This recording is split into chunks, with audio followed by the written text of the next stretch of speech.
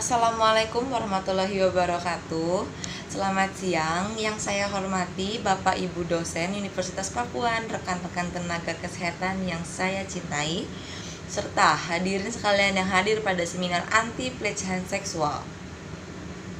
Puji syukur kita panjatkan kepada kehadirat Allah SWT atas limpahan rahmat dan karunia-Nya. Akhirnya kita masih diberi kesehatan dan kesempatan untuk bertemu di tempat ini.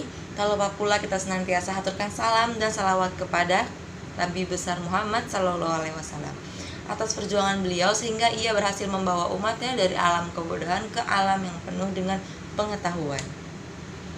Terima kasih atas kesempatan yang diberikan kepada saya untuk menyampaikan pidato tentang pelecehan seksual oleh orang yang terkenal. Hadirin semua yang saya banggakan, kita semua telah tahu bahwa seks bebas kian menjalar di kehidupan masyarakat. Di era globalisasi ini, batas antar negara pun kian hilang. Tak ada lagi pembatas dan kian meleburnya sebuah budaya. Budaya Indonesia yang dulunya ketimuran, kini kian menjadi kebarat-baratan, maka timbullah seks bebas.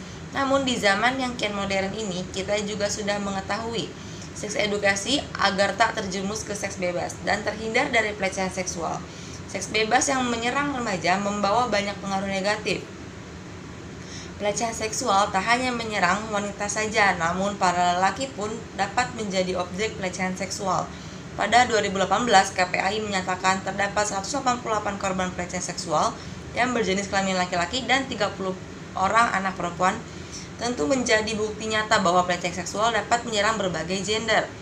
Hadirin sekalian, pelecehan seksual tak memandang seperti apa jenis pakaianmu, bahkan penelitian pernah diadakan menyatakan bahwa 60% korban pelecehan seksual menggunakan pakaian yang tertutup. Banyak masyarakat mengatakan bahwa pakaian adalah penyebab utama terjadinya pelecehan seksual.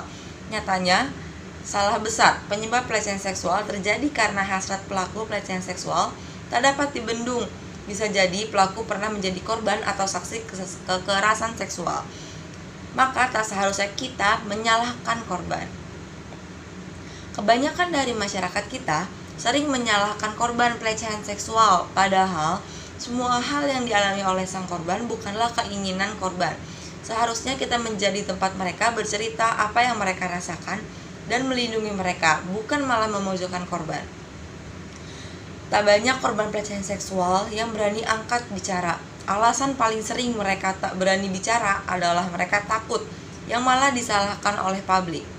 Padahal seharusnya mereka didukung agar tak lagi merasa trauma, bisa juga dibantu melaporkan ke pihak berwenang agar segera mendapatkan tindakan hukum. Banyak juga dari mereka tak berani melaporkan kejahatan tersebut karena merasa pelakunya masih bisa dibilang kerabat terdekat.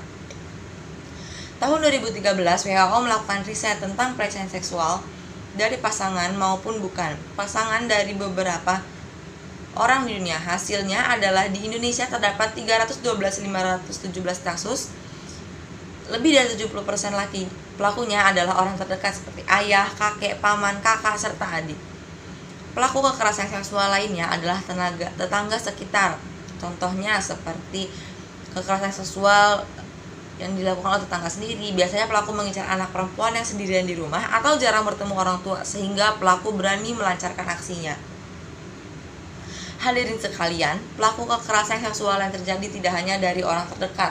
Seorang public figure juga bisa menjadi pelaku pelecehan seksual dan berani terang-terangan melakukannya di depan umum. Contohnya pada kasus yang belum lama terjadi dengan pelaku bernama inisial GH. Korban yang berani angkat bicara tentang kejadiannya yang dilecehkan di depan orang ramai mendapat perhatian netizen Twitter. Banyak yang mendukung korban dan menghargai keberaniannya untuk menceritakan pengalaman buruknya, namun sedikit yang malah menjatuhkan korban. Fans dari public figure tersebut dibagi menjadi dua kubu antara pro dan kontra.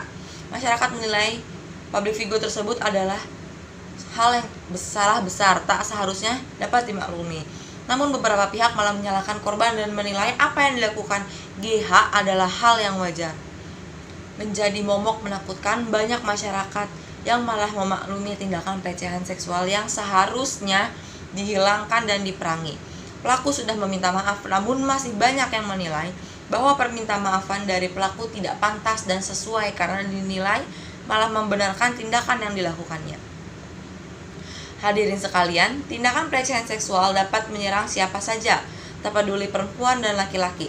Pelecehan seksual tak berdasarkan apa jenis pakaian korban, karena sejatinya banyak korban yang menggunakan pakaian tertutup. Pelaku pelecehan seksual bisa dilakukan oleh siapa saja, mulai dari orang terdekat hingga artis terkenal sekalipun. Sepantasnya kita turut membela korban, bukan malah menjatuhkan korban, dan menjadi pelajaran untuk kita bahwa pelecehan seksual bisa terjadi di mana saja, kapan saja, dan oleh siapa saja. Sekian yang bisa saya sampaikan. Semoga dapat menjadi pelajaran untuk kita semua. Bila ada kesalahan, mohon dimaafkan. Terima kasih sudah mendengarkan pendapat saya. Wassalamualaikum warahmatullahi wabarakatuh.